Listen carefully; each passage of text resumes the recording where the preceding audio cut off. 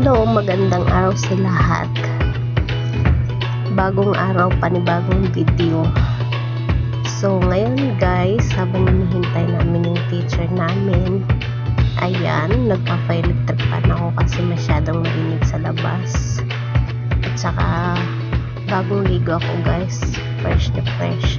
Kaya ayan, nahawi ko yung buhok ko para madali siyang matuyo. So, ayan, wala kasi ako magawa guys eh. So, feeling ko kasi nananalamin ako. Yun pala, nag-video ako.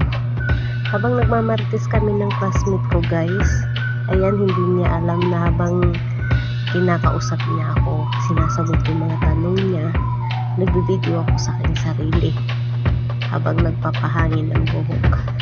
Wala kasi akong magawa guys eh. Kasi nandyan yung best enemy ko. So no comment. Nagmamarites na lang ako habang nagsasalamin. Kung makikita nyo guys, ang gulo ng buhok kasi nga masapa yan siya bago ligo kasi ako. Kahapon kasi ako kung ang klase namin guys, so naliligo talaga ako before ako pasok sa eskwela.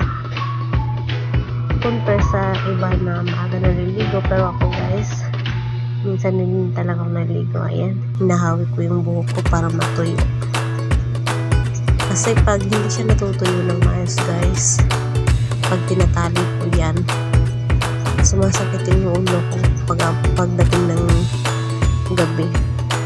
Hindi ko na alam yung nangyari. Siguro nga kailangan talaga na pag maligo patutulungan mo na.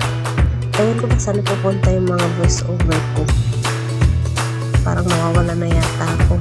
Pasensya na guys kasi first time ko mag voice over. Yun lang, maraming salamat, bye bye and thank you.